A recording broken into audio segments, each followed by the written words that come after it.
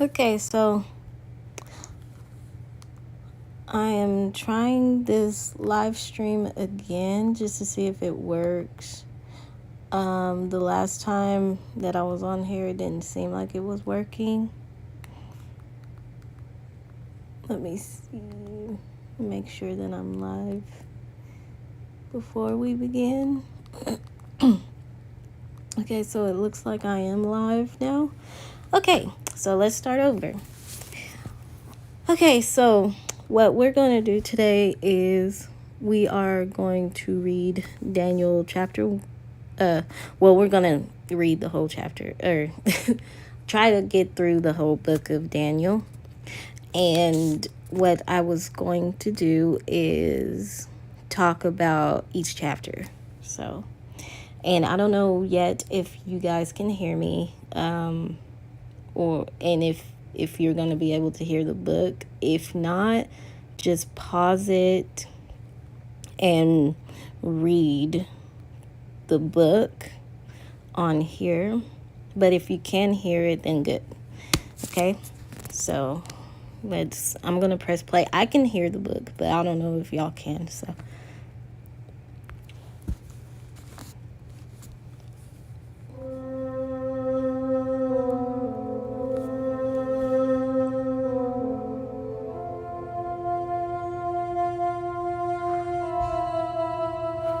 Daniel, chapter 1. During the 3rd year of King Jehoiakim's reign in Judah, King Nebuchadnezzar of Babylon came to Jerusalem and besieged it. The Lord gave him victory over King Jehoiakim of Judah and permitted him to take some of the sacred objects from the temple of God. So Nebuchadnezzar took them back to the land of Babylonia and placed them in the treasure house of his God. Then the king ordered Ashpenaz, his chief of staff, to bring to the palace some of the young men of Judah's royal family and other noble families who had been brought to Babylon as captives. Select only strong, healthy, and good-looking young men, he said. Make sure they are well-versed in every branch of learning, are gifted with knowledge and good judgment, and are suited to serve in the royal palace. Train these young men in the language and literature of Babylon. The king assigned them a daily ration of food and wine from his own kitchens. They were to be trained for 3 years, and then they would enter the royal service. Daniel, Hananiah, Mishael, and Azariah were 4 of the young men chosen, all from the tribe of Judah.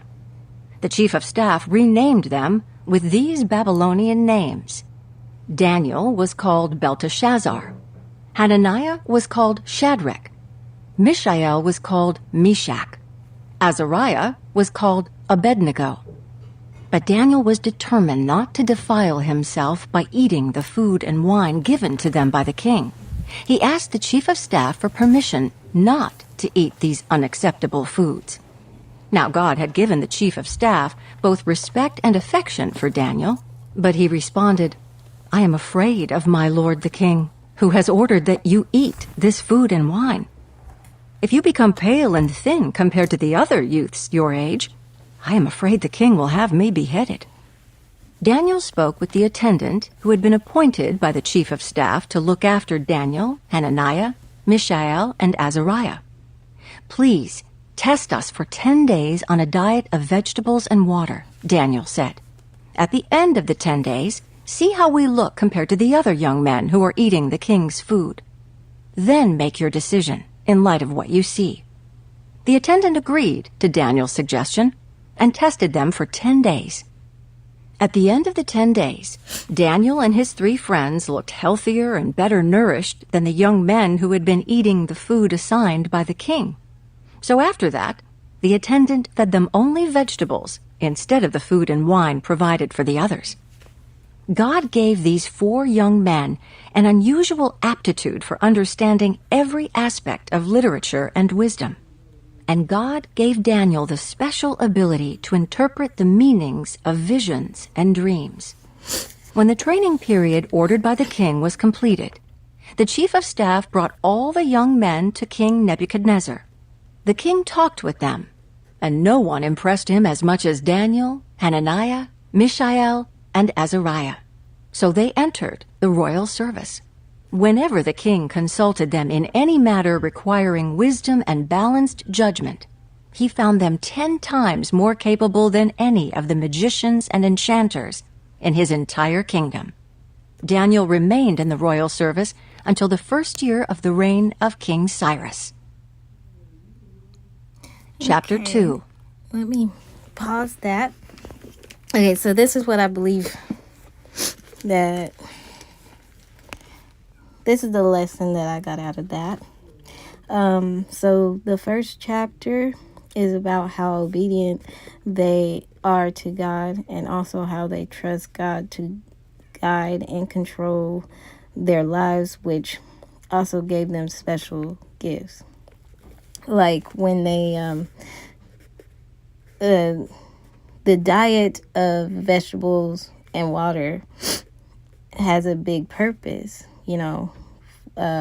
for their connection with God. And I believe it brought them closer to God, because,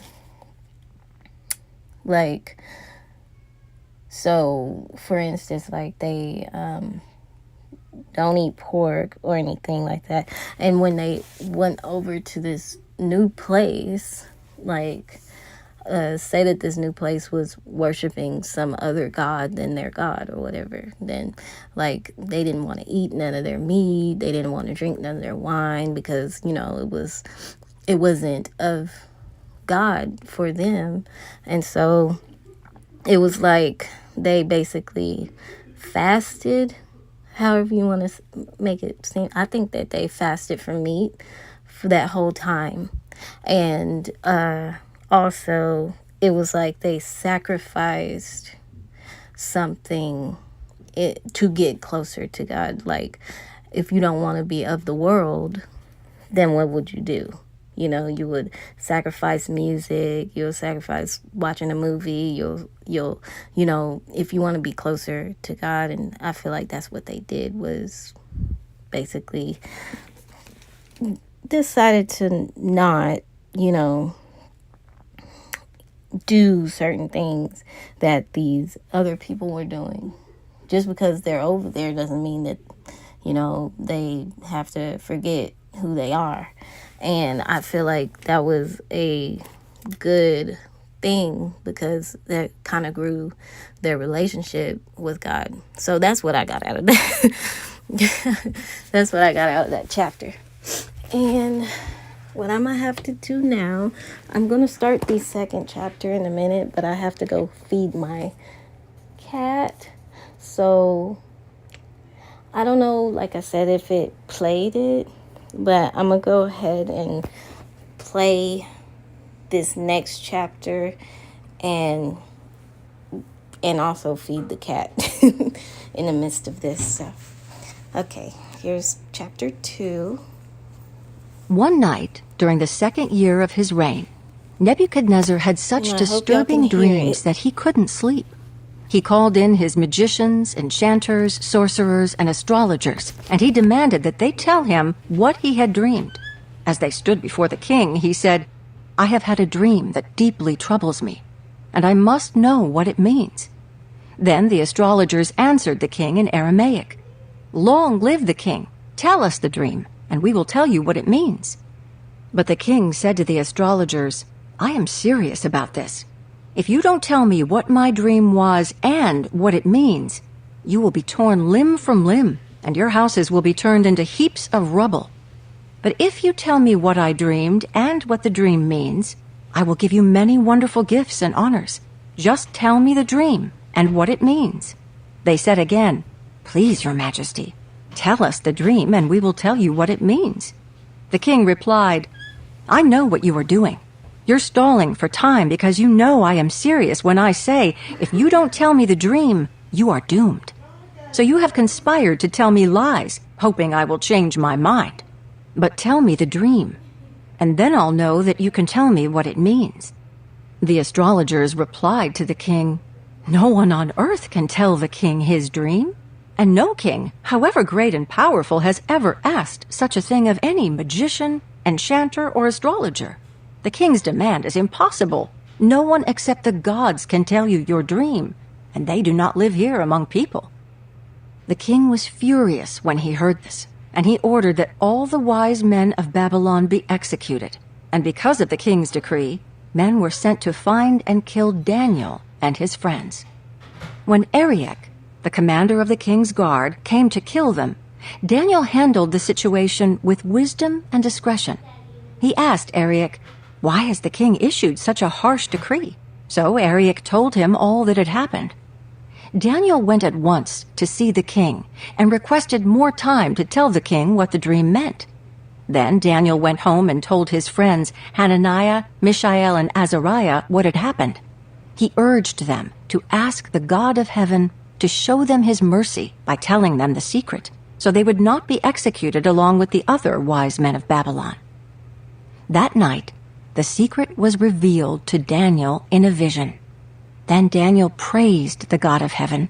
He said, "Praise the name of God forever and ever, for he has all wisdom and power. He controls the course of world events. He removes kings and sets up other kings.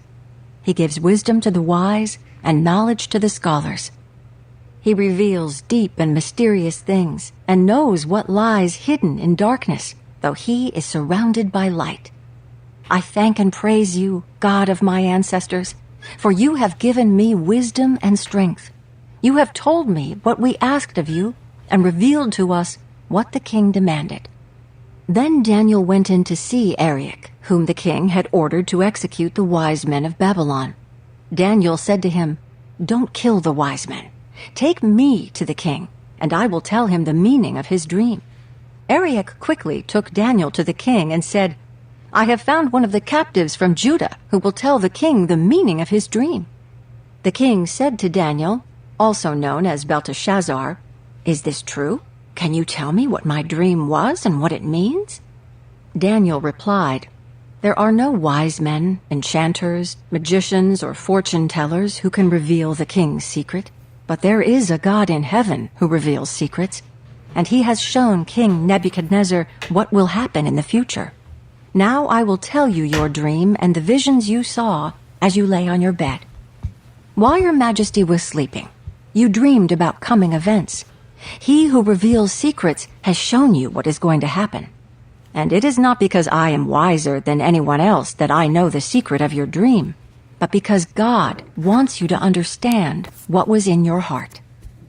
In your vision, your majesty, you saw standing before you a huge, shining statue of a man. It was a frightening sight. The head of the statue was made of fine gold. Its chest and arms were silver. Its belly and thighs were bronze. Its legs were iron, and its feet were a combination of iron and baked clay. As you watched, a rock was cut from a mountain, but not by human hands. It struck the feet of iron and clay, smashing them to bits. The whole statue was crushed into small pieces of iron, clay, bronze, silver, and gold. Then the wind blew them away without a trace, like chaff on a threshing floor. But the rock that knocked the statue down became a great mountain that covered the whole earth. That was the dream. Now we will tell the king what it means. Your Majesty, you are the greatest of kings. The God of heaven has given you sovereignty, power, strength, and honor.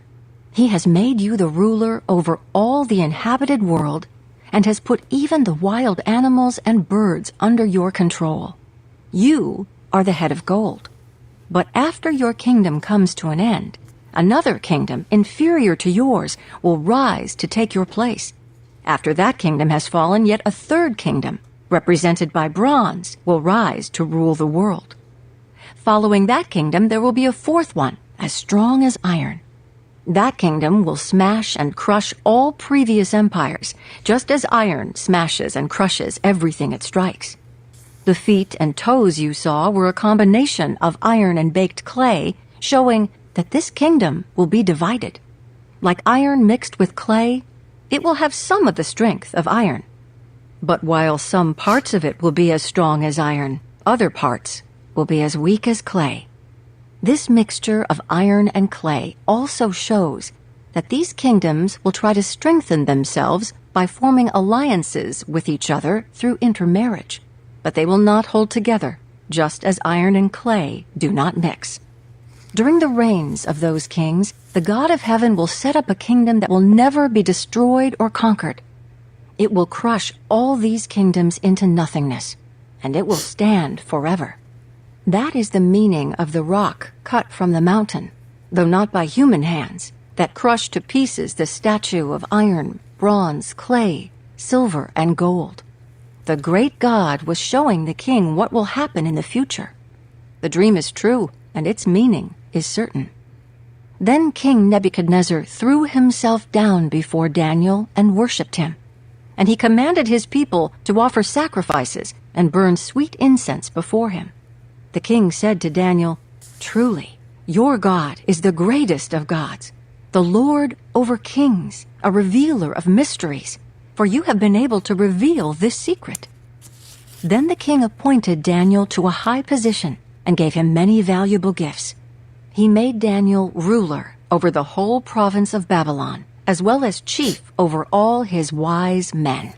At Daniel's request, the king appointed Shadrach, Meshach, and Abednego to be in charge of all the affairs of the province of Babylon, while Daniel remained in the king's court.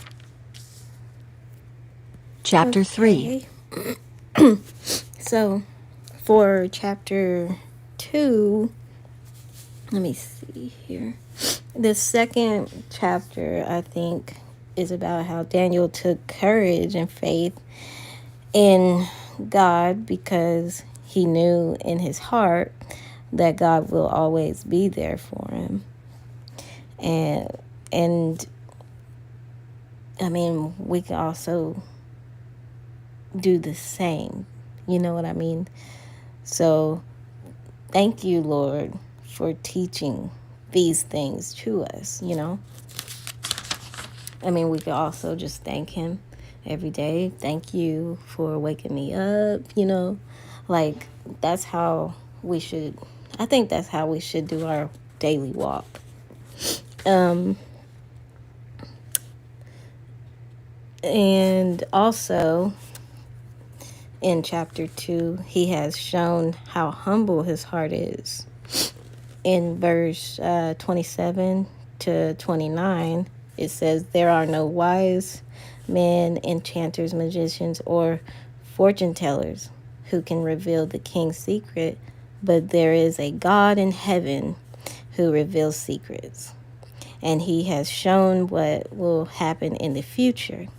He also said in verse 30, it is not because I am wiser than anyone else that I know the secret, but because God wants you to understand what's in your heart.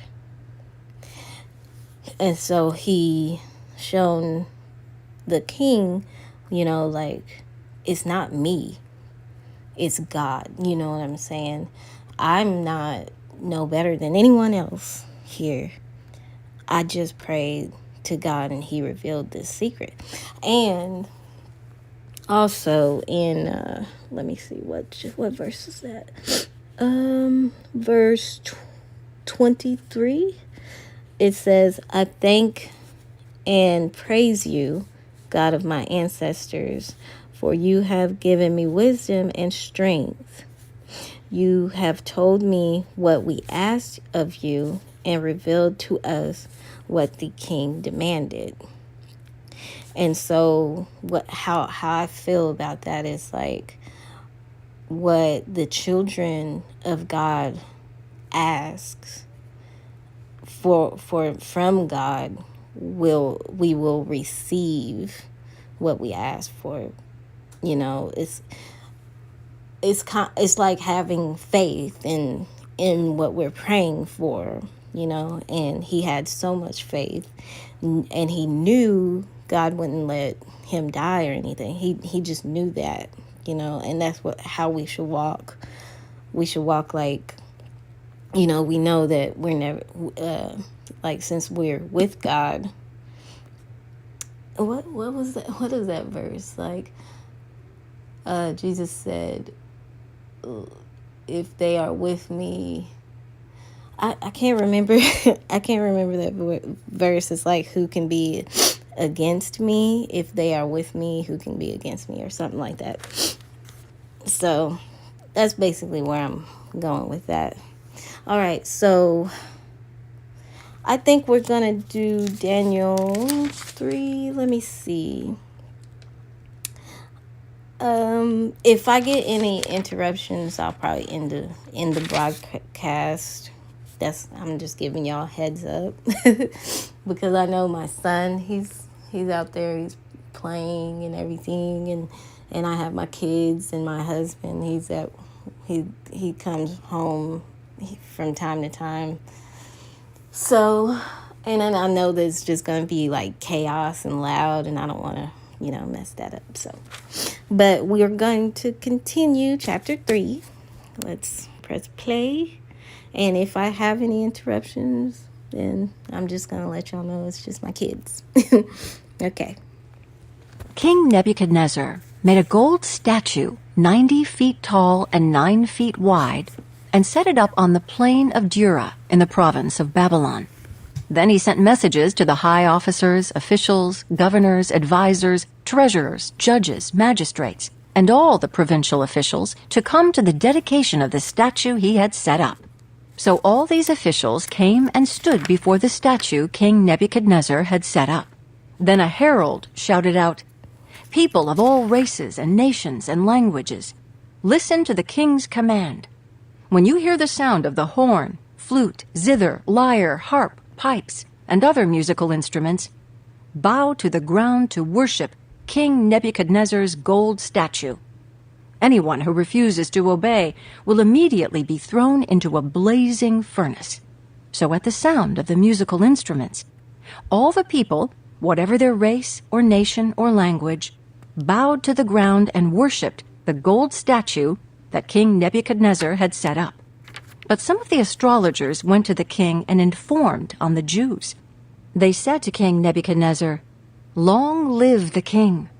You issued a decree requiring all the people to bow down and worship the gold statue when they hear the sound of the horn, flute, zither, lyre, harp, pipes, and other musical instruments. That decree also states that those who refuse to obey must be thrown into a blazing furnace. But there are some Jews, Shadrach, Meshach, and Abednego, whom you have put in charge of the province of Babylon. They pay no attention to you, your majesty. They refuse to serve your gods and do not worship the gold statue you have set up." Then Nebuchadnezzar flew into a rage and ordered that Shadrach, Meshach, and Abednego be brought before him. When they were brought in, Nebuchadnezzar said to them, "Is it true, Shadrach, Meshach, and Abednego, that you refuse to serve my gods or to worship the gold statue I have set up? I will give you one more chance to bow down and worship the statue I have made when you hear the sound of the musical instruments. But if you refuse, you will be thrown immediately into the blazing furnace, and then what God will be able to rescue you from my power?" Shadrach, Meshach, and Abednego replied, "O Nebuchadnezzar, we do not need to defend ourselves before you. If we are thrown into the blazing furnace, the God whom we serve is able to save us. He will rescue us from your power, your majesty. But even if he doesn't, we want to make it clear to you, your majesty, that we will never serve your gods or worship the gold statue you have set up." Nebuchadnezzar was so furious with Shadrach, Meshach, and Abednego that his face became distorted with rage. He commanded that the furnace be heated 7 times hotter than usual. Then he ordered some of the strongest men of his army to bind Shadrach, Meshach, and Abednego and throw them into the blazing furnace. So they tied them up and threw them into the furnace, fully dressed in their pants, turbans, robes, and other garments. And because the king, in his anger, had demanded such a hot fire in the furnace, the flames killed the soldiers as they threw the 3 men in. So Shadrach, Meshach, and Abednego, securely tied, fell into the roaring flames. But suddenly, Nebuchadnezzar jumped up in amazement and exclaimed to his advisers, "Didn't we tie up 3 men and throw them into the furnace?" "Yes, Your Majesty, we certainly did," they replied. "Look," Nebuchadnezzar shouted, "I see 4 men, unbound, walking around in the fire unharmed, and the 4th looks like a god." Then Nebuchadnezzar came as close as he could to the door of the flaming furnace and shouted, "Shadrach, Meshach, and Abednego, servants of the Most High God, come out, come here." So Shadrach, Meshach, and Abednego stepped out of the fire. Then the high officers, officials, governors, and advisers crowded around them and saw that the fire had not touched them. Not a hair on their heads was singed, and their clothing was not scorched. They didn't even smell of smoke. Then Nebuchadnezzar said, "Praise to the God of Shadrach, Meshach, and Abednego. He sent his angel to rescue his servants who trusted in him. They defied the king's command and were willing to die rather than serve or worship any god except their own God. Therefore I make this decree. If any people, whatever their race or nation or language, speak a word against the God of Shadrach, Meshach, and Abednego, they will be torn limb from limb, and their houses will be turned into heaps of rubble. There is no other God who can rescue like this." Then the king promoted Shadrach, Meshach, and Abednego to even higher positions in the province of Babylon. Okay. Chapter 4. Sorry. Okay, so let me think. I think the 3rd chapter.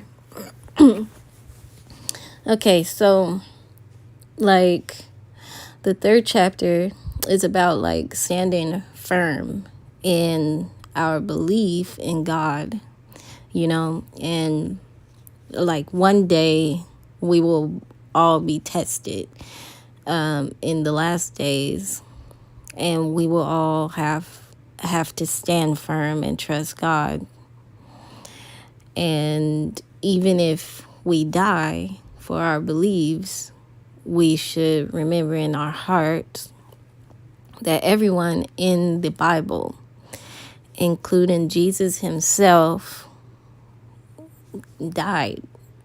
Even though Jesus was he risen back in 3 days, though he died and then came back in 3 days. But yeah, everyone did die for their beliefs.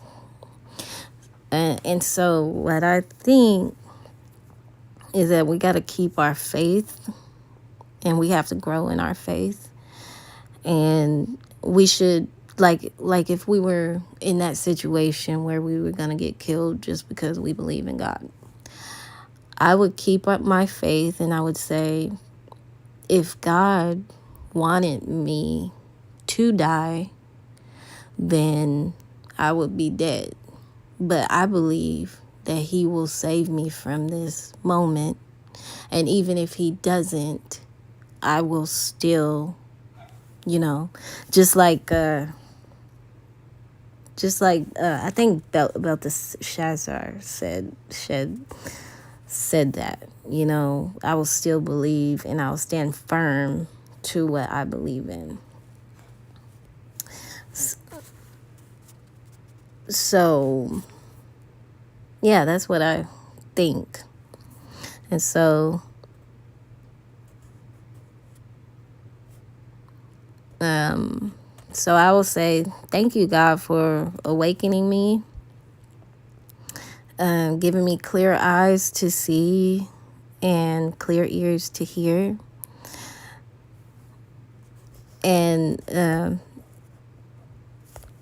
And I pray that you will also help strengthen our faith in Jesus' name. Amen. Because, yes, we will need strong faith just to, stay strong for what we believe in. Okay. So we're going to go to chapter 4. Let me see. Okay, let's press play. King Nebuchadnezzar sent this message to the people of every race and nation and language throughout the world. Peace and prosperity to you. I want you all to know about the miraculous signs and wonders the Most High God has performed for me. How great are his signs, how powerful his wonders. His kingdom will last forever, his rule through all generations. I, Nebuchadnezzar, was living in my palace in comfort and prosperity. But one night I had a dream that frightened me. I saw visions that terrified me as I lay in my bed. So I issued an order calling in all the wise men of Babylon so they could tell me what my dream meant. When all the magicians, enchanters, astrologers, and fortune-tellers came in, I told them the dream, but they could not tell me what it meant. At last Daniel came in before me, and I told him the dream. He was named Belteshazzar after my God, and the spirit of the holy gods is in him. I said to him, Belteshazzar, chief of the magicians, I know that the spirit of the holy gods is in you, and that no mystery is too great for you to solve. Now tell me what my dream means. While I was lying in my bed, this is what I dreamed. I saw a large tree in the middle of the earth. The tree grew very tall and strong, reaching high into the heavens for all the world to see. It had fresh green leaves, and it was loaded with fruit for all to eat. Wild animals lived in its shade, and birds nested in its branches. All the world was fed from this tree. Then, as I lay there dreaming, I saw a messenger, a holy one, coming down from heaven. The messenger shouted, Cut down the tree and lop off its branches. Shake off its leaves and scatter its fruit. Chase the wild animals from its shade and the birds from its branches. But leave the stump and the roots in the ground, bound with a band of iron and bronze, and surrounded by tender grass. Now let him be drenched with the dew of heaven, and let him live with the wild animals among the plants of the field. For 7 periods of time, let him have the mind of a wild animal instead of the mind of a human. For this has been decreed by the messengers. It is commanded by the holy ones, so that everyone may know that the Most High rules over the kingdoms of the world. He gives them to anyone he chooses, even to the lowliest of people. Belteshazzar, that was the dream that I, King Nebuchadnezzar, had. Now tell me what it means, for none of the wise men of my kingdom can do so. But you can tell me, because the spirit of the holy gods is in you. Upon hearing this, Daniel, also known as Belteshazzar, was overcome for a time, frightened by the meaning of the dream. Then the king said to him, Belteshazzar, don't be alarmed by the dream and what it means. Belteshazzar replied, I wish the events foreshadowed in this dream would happen to your enemies, my lord, and not to you. The tree you saw was growing very tall and strong, reaching high into the heavens for all the world to see. It had fresh green leaves and was loaded with fruit for all to eat. Wild animals lived in its shade, and birds nested in its branches. That tree, your majesty, is you, for you have grown strong and great. Your greatness reaches up to heaven, and your rule to the ends of the earth. Then you saw a messenger, a holy one, coming down from heaven and saying, Cut down the tree and destroy it, but leave the stump and the roots in the ground, bound with a band of iron and bronze, and surrounded by tender grass. Let him be drenched with the dew of heaven. Let him live with the animals of the field for 7 periods of time. This is what the dream means, your majesty, and what the Most High has declared will happen to my lord the king. You will be driven from human society, and you will live in the fields with the wild animals. You will eat grass like a cow, and you will be drenched with the dew of heaven. 7 periods of time will pass while you live this way, until you learn that the Most High rules over the kingdoms of the world and gives them to anyone he chooses. But the stump and roots of the tree were left in the ground. This means that you will receive your kingdom back again when you have learned that heaven rules. King Nebuchadnezzar, please accept my advice. Stop sinning and do what is right. Break from your wicked past and be merciful to the poor. Perhaps then you will continue to prosper.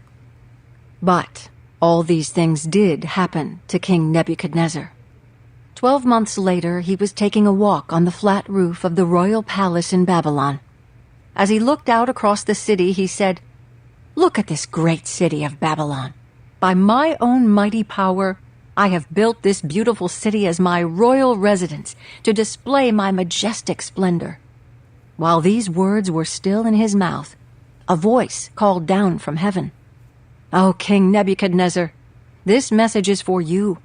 You are no longer ruler of this kingdom. You will be driven from human society.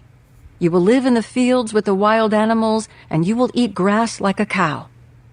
7 periods of time will pass while you live this way, until you learn that the Most High rules over the kingdoms of the world and gives them to anyone he chooses." That same hour, the judgment was fulfilled, and Nebuchadnezzar was driven from human society. He ate grass like a cow, and he was drenched with the dew of heaven. He lived this way until his hair was as long as eagle's feathers, and his nails were like bird's claws. After this time had passed, I, Nebuchadnezzar, looked up to heaven. My sanity returned, and I praised and worshipped the Most High, and honored the one who lives forever. His rule is everlasting, and his kingdom is eternal. All the people of the earth are nothing compared to him. He does as he pleases among the angels of heaven and among the people of the earth. No one can stop him or say to him, "What do you mean by doing these things?" When my sanity returned to me, so did my honor and glory and kingdom. My advisors and nobles sought me out, and I was restored as head of my kingdom, with even greater honor than before.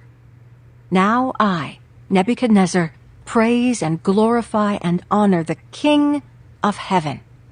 All his acts are just and true, and he is able to humble the proud. Chapter 5. Okay, so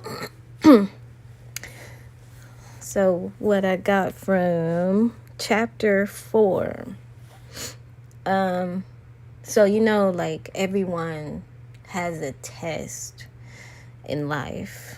Like everyone will be tested. So what I feel like it's about was that Nebuchadnezzar been tested.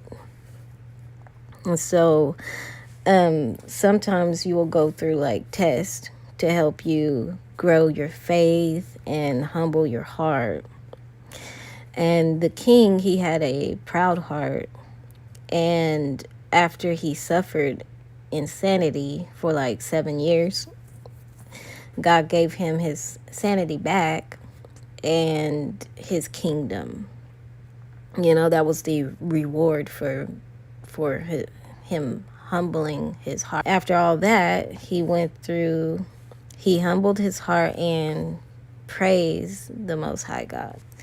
And so he acknowledged that God, was the true God, and I think that's a good test, for someone, just to go through like something deep that you will always remember for the rest of your life, for you to actually change with inside out, because it's basically not like how people, they'll go to church every day, they'll wear certain clothing, like good clothes, and they dress very proper, and they'll sit here and talk to you like they like you and everything, but then behind closed doors they're completely different. They are very evil, or you know what I'm saying? And what I feel like is God changes you from the inside. He will change your heart before he changes your clothes. You know what I'm saying? Like so you could look at a person that doesn't dress like that, and they actually do go to church, but they don't dress like everyone else. They don't talk like everyone else. They're kind of different, but their difference is because God has changed their heart. So they're not of the world, like I was saying on the last one. We're not of the world, so we're not going to be accepted in this world. We're going to be talked about, mocked, treated like crap, you name it, and certain things that I had to go through in my life. And so, and what God does is with these tests is that he shows you how to react to these things. Like if someone was angry at you, are you going to get angry back? And in my case, no, I didn't get angry back. I changed it. Because I showed that in one of the videos that I actually had to go through some person getting angry with me. And instead of getting angry back, I prayed for her, secretly prayed for her, and it just changed the whole thing. It calmed everything down, and everything changed from anger to, apologizing me about how they were. And I feel like that was one step to me learning how to deal with a situation. And so it taught me how to react to certain things. And I think that was a good test because, like I said, it recently happened.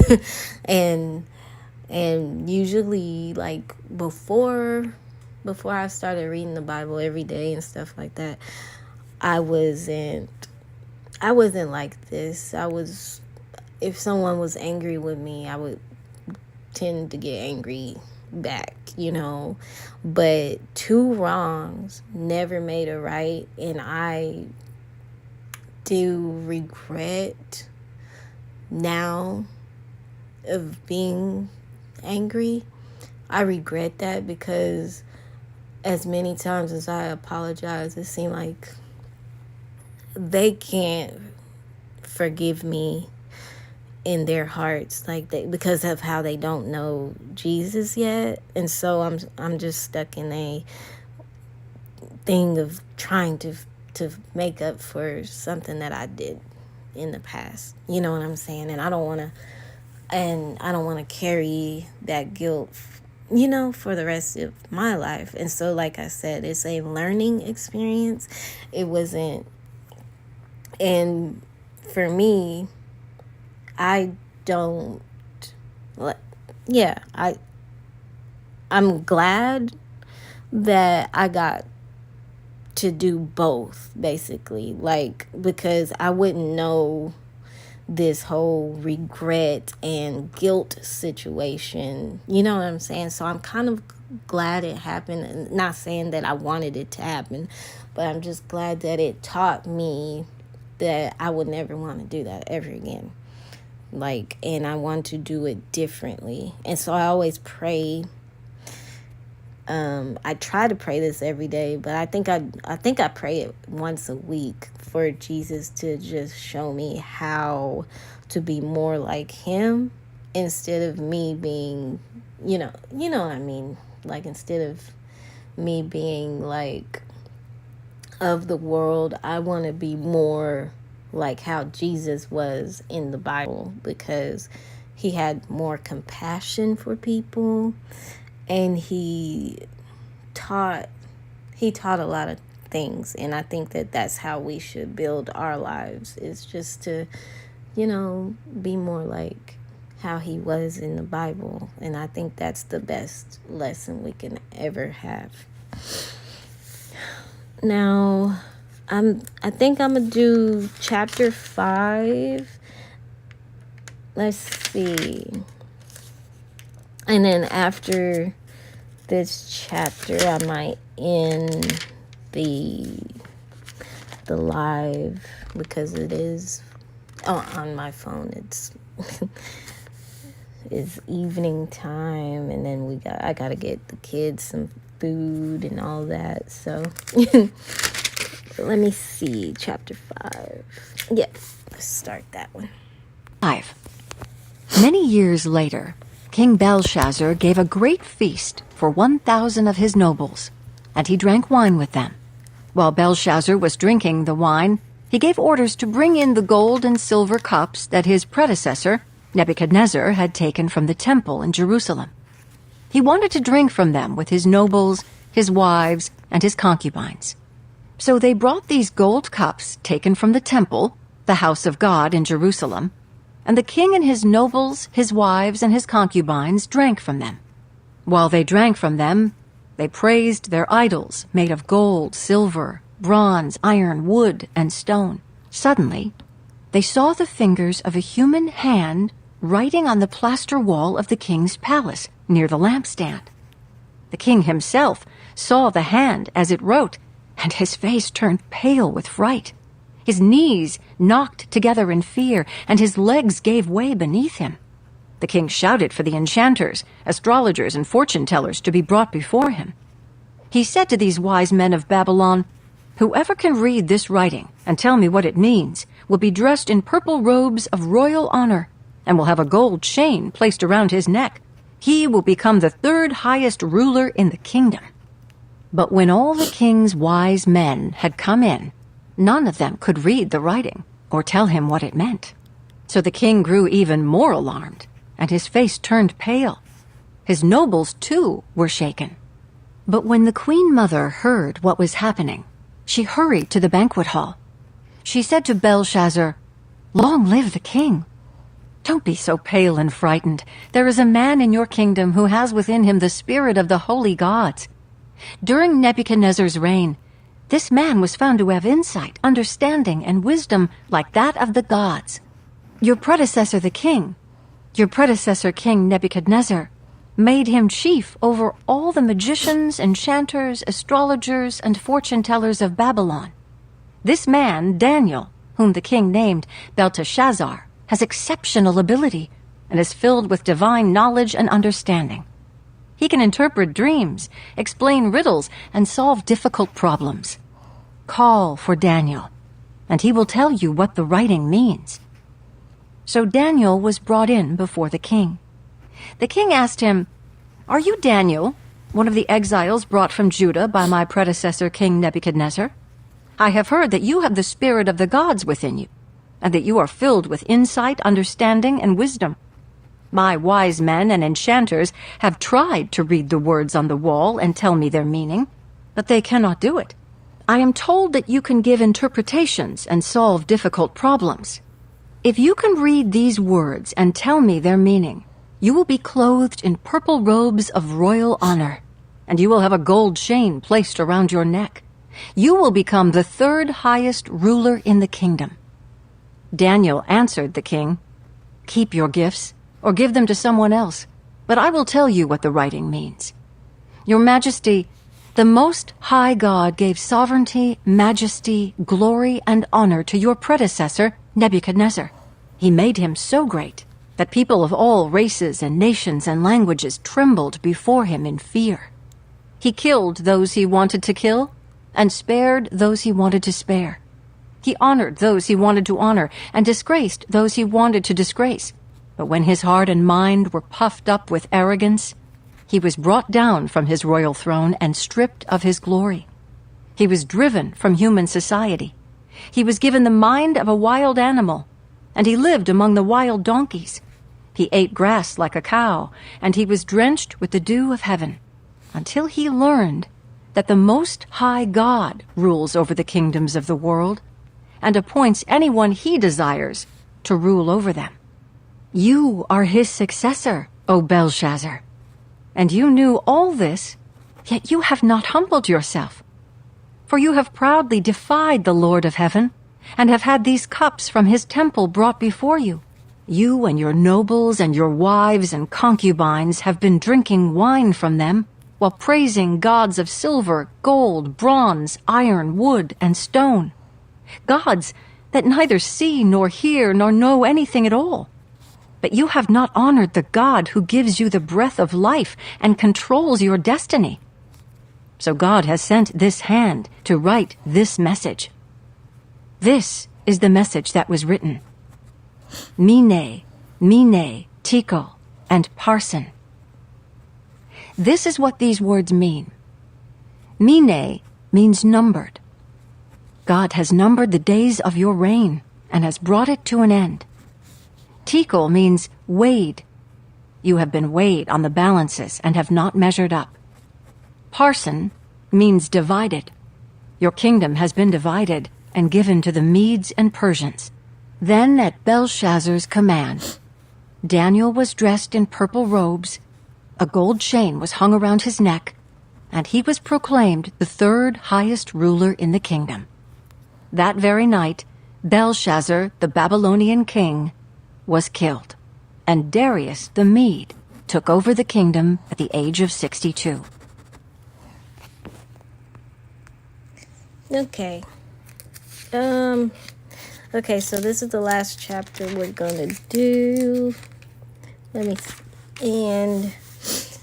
Okay, so this is what I got from that chapter. So what is his name? Let me go back in the book and see. King Belshazzar. So what, for him, he saw everything that his father went through with God and everything. He even knew of what his father did, and still chose